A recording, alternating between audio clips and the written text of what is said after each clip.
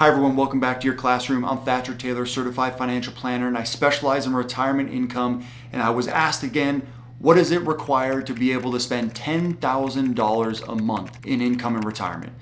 That's $120,000 a year after taxes. And I said, it's actually not as much as you think. It's still a bunch, but it's not as much as you think. And I thought it would be a good time to explain how we think through spending $10,000 a month in retirement and how all these other little pieces come into play. So I thought we would first start with the 4% rule. So the 4% rule says that you can withdraw 4% of your invested assets every single year, plus a little inflation bump every single year for 30 years. And you gotta have a reasonably good investment portfolio with at least 50% bonds and 50% stocks. But to get to $120,000 a year or $10,000 a month, that's the spending amount.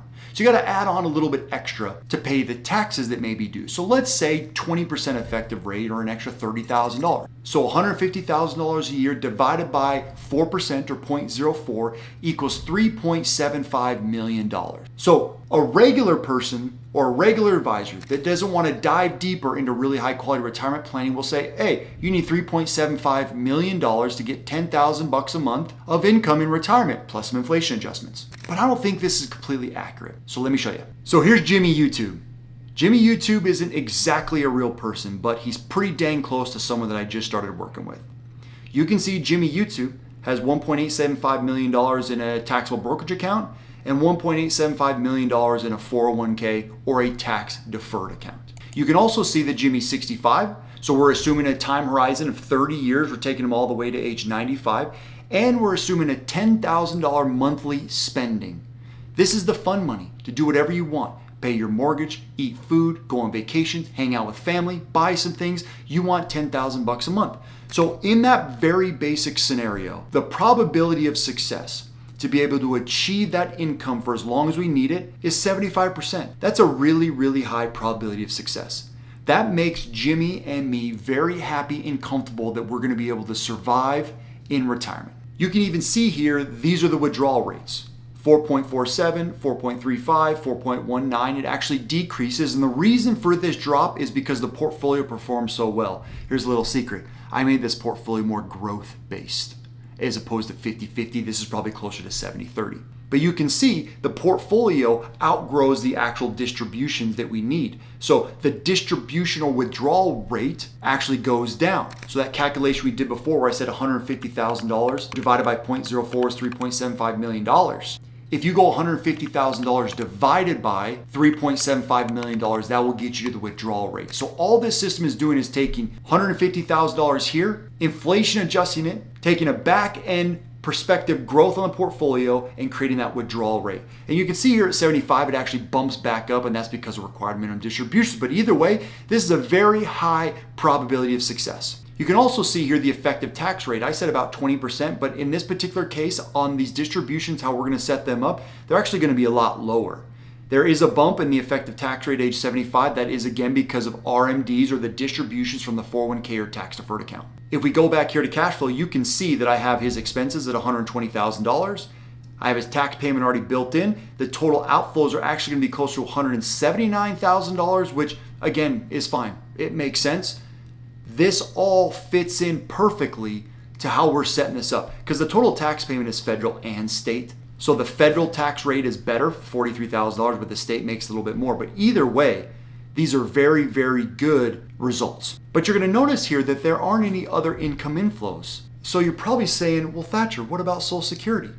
I'm glad you asked. To show the illustration of the 4% rule, I wanted to exclude Social Security. This actually is gonna make things look a lot better. Let's say because Jimmy's got some good income, so that means he probably paid into Social Security a pretty substantial amount. So let's say Jimmy makes $3,000 a month from Social Security because he's got good income. He has great savings. If we jump in that Social Security income, this retirement probability went up 15%. It's substantially more. But here's what I wanted to show you. Remember that withdrawal rate in the 4%? The withdrawal rate has dropped almost 0.75% or more on an annual basis because of the introduction of Social Security. That means we have to withdraw less from our investment portfolio to meet that $10,000 income need. So let's rewind all the way back to the original question. Remember the original question is, what do I need to do to get 10,000 bucks a month of income throughout retirement? How much do I need? And I said $3.75 million because of the 4% rule, the very lazy way of doing this.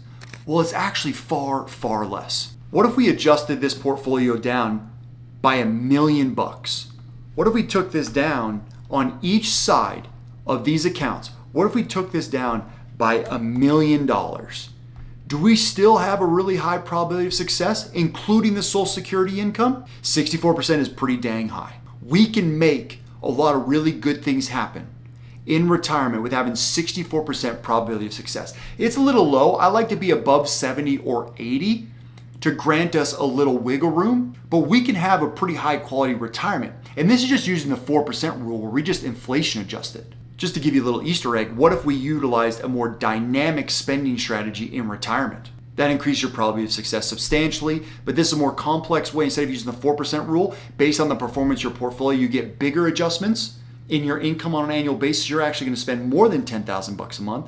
But in some years, if the portfolio does really poorly, maybe we take a little pay cut and you only spend maybe $9,500 per month. But you're going to spend more overall. That's what this is saying. Even with any adjustments to income over 30 years, you're going to end up spending more overall in your retirement and have a higher probability of success. But that's too much. We can talk about that another time. If we just go back to the inflation adjustment, we know now that about 2.75 to $3 million is about the amount that you would need to be able to spend 10,000 bucks a month comfortably in retirement. That includes paying the taxes. That includes having a really, really good time, and that includes Social Security.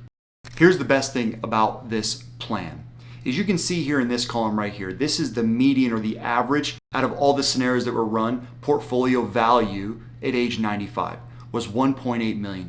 With this structure, with this strategy, you will have $1.8 million, give or take, to be able to help with end-of-life care as well. So this is a goal with Jimmy where he's going to be able to spend a ton of assets throughout his retirement. If we use a more dynamic spending strategy, he'll be able to get more, but he will also have some assets toward the end of life. So you can see the numbers a little bit different. When we first started, we thought you needed 3.7 million to achieve that. But now we know you could need a lot less depending on your Social Security. We didn't even talk about any other income sources. What if you had pensions, other fixed income sources, even a non-qualified pension where you got some capital gains assets sent to you? There's a lot of ways that you can navigate this that really help to guide you to the right path and not use rule of thumbs. If you need better planning like this or high quality planning that your current advisor isn't already delivering, please feel free to go to ProPathFinancial.com, hit the Get Started link, or set up a meeting with me. It's with me and me alone, and I'll be happy to chat with you and how to navigate retirement your way.